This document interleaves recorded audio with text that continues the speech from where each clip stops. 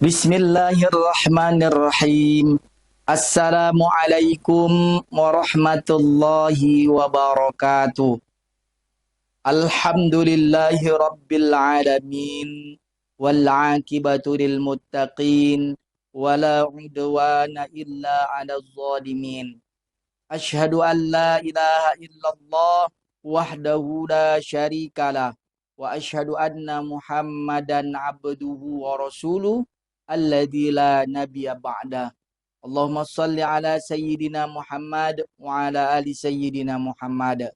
Pemirsa dimanapun berada, pada kesempatan kali ini kita akan melanjutkan, yaitu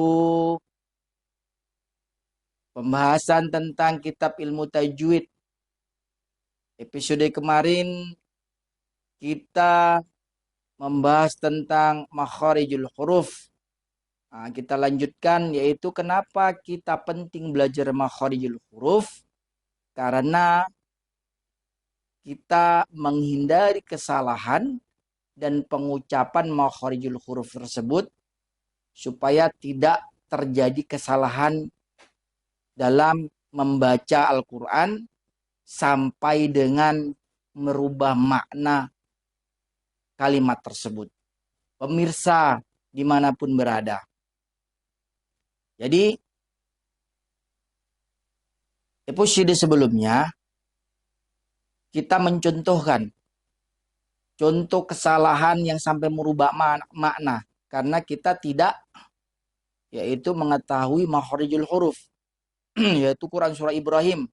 Episode sebelumnya kita baca, seharusnya yang kita baca itu di kalimat surah Ibrahim ayat yang ke-7 itu bacaannya la in syakartum la azidannakum, la in syakartum la azidannakum. Sesungguhnya jika kamu bersyukur pasti kami akan tambah nikmat kepadamu. Itu ketika kita membaca la in syakartum. Sesungguhnya ketika kamu bersyukur. Nah, tapi ketika kita tidak mengetahui makharijul huruf, kita baca sin, maka makna ini menjadi berubah. Misalkan kita baca la in sakartum. La in sakartum. Sesungguhnya jika kamu mabuk, la azidannakum, maka aku akan tambah nikmat kepadamu. Auzubillah min zalik. Artinya apa? Ini sangat fatal, merubah makna. Karena apa? Karena kita salah sebut makharijul huruf menjadi sin. Pemirsa dimanapun berada. Selanjutnya, contoh yang kedua. Selalu kita baca ayat tersebut. Dan ayat ini langganan. Bahkan dibaca ketika sholat. Ya, bahkan dibaca ketika sholat. Contohnya yaitu Quran surah Al-Fatihah ayat yang kedua. Ketika kita membaca dalam keadaan benar, maka maknanya artinya juga benar. Contohnya di surah Al-Fatihah ayat kedua. Alhamdulillahi rabbil alamin. Ya, segala puji bagi Allah, ya, Rabb semesta alam, Tuhan semesta alam. Nah, itu ketika kita membaca makharijul huruf dengan benar. Yang selalu dibaca, yang salah itu alamin, ain. Alhamdulillahi rabbil alamin, alamin, ain, itu Tuhan semesta alam. Ya, Rabb semesta alam. Namun, ketika kita membaca dalam keadaan salah, makharijul hurufnya salah, karena kita tidak paham dan tidak belajar dan tidak kita ketahui, ain ini selalu dibaca, pemirsa, yaitu alif, tidak ain.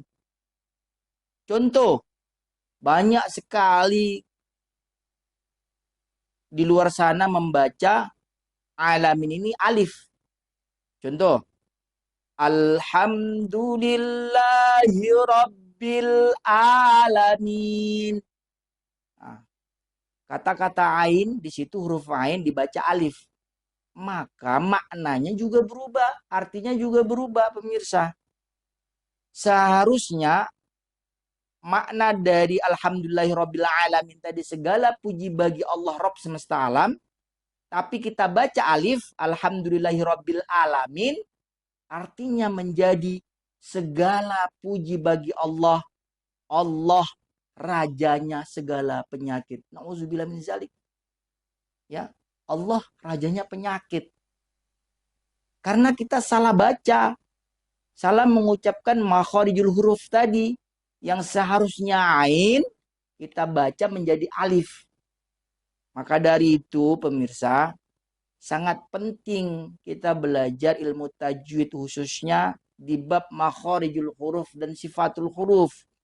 Karena apa?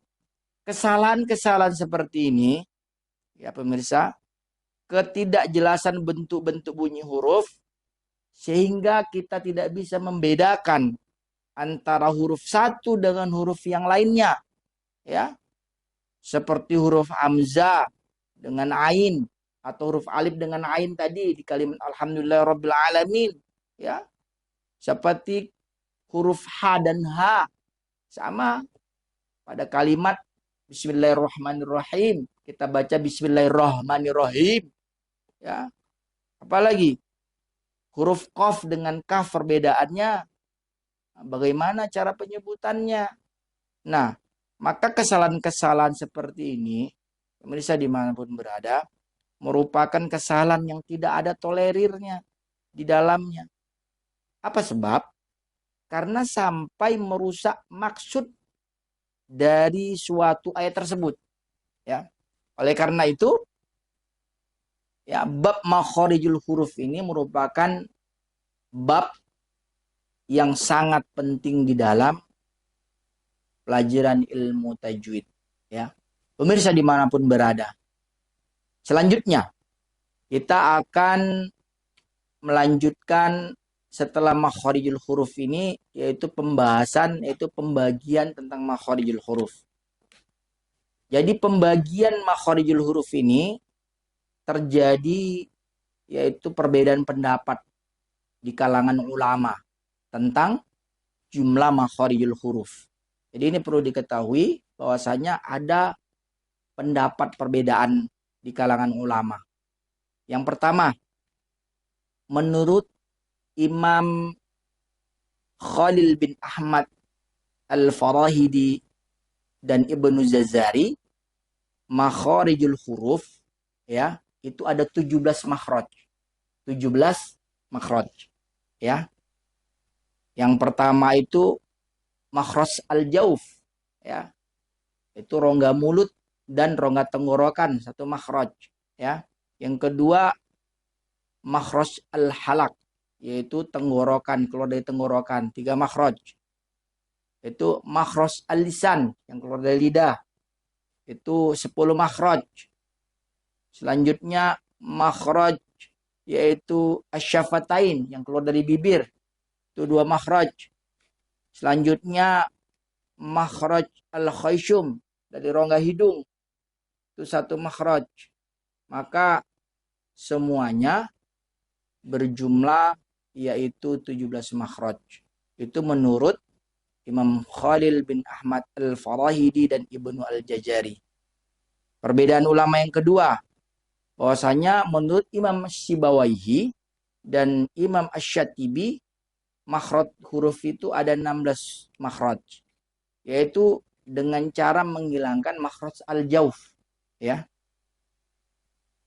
Sedangkan huruf-huruf yang terdapat pada makhraj al-jauf itu dimasukkan kepada makhraj yang lain, ya. Misalkan alif mati dimasukkan kepada makhraj pangkal tenggorokan. Selanjutnya ya mati yang berharokat, ya huruf lin dimasukkan kepada makhraj tengah-tengah lidah. Waw mati dan waw berharokat, waw huruf lin dimasukkan kepada makhraj bibir. Ya. Itu pendapat yang kedua. Pendapat yang ketiga, menurut Imam Al-Farah Imam Al-Jarami, Imam Qutb menjadikan makhraj huruf menjadi 14 makhraj. Ya, yaitu dengan menghilangkan makhraj al-jauf seperti pendapat Imam Sibawaihi, dan makhraj al-lisan dijadikan 8 makhraj. Cara huruf lam, nun dan ro dijadikan 1 makhraj. Ya. Jadi di ketiga pendapat di atas yang paling dipilih adalah pendapat yang menjadikan makharijul huruf itu adalah 17 bagian. Ya.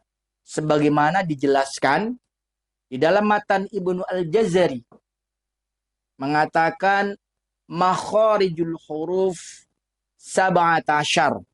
Ya. Alalladzi yakhtaruhu man ikhtadabar. Bahwasanya makharijul huruf semuanya itu 17.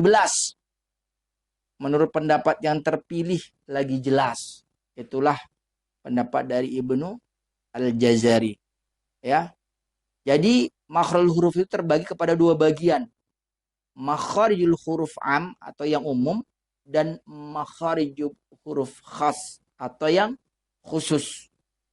Jadi makharijul huruf yang umum itu ada 5 dan makharijul huruf itu ada yang khusus itu ada 17. Pemirsa dimanapun berada, insyaallah kita akan lanjutkan pembahasan kitab ilmu tajwid ini tentang makharijul huruf am yang umum yang ada 5 dan makharijul huruf khas yang khusus ada 17. Sekalian nanti juga kita akan menerangkan bagaimana cara penyebutan makharijul huruf tersebut satu persatu. Mudah-mudahan bermanfaat dan kita akan lanjutkan episode selanjutnya tentang pembahasan makharijul huruf khas dan makharijul huruf am yang umum. Dan kita akan praktekkan satu persatu.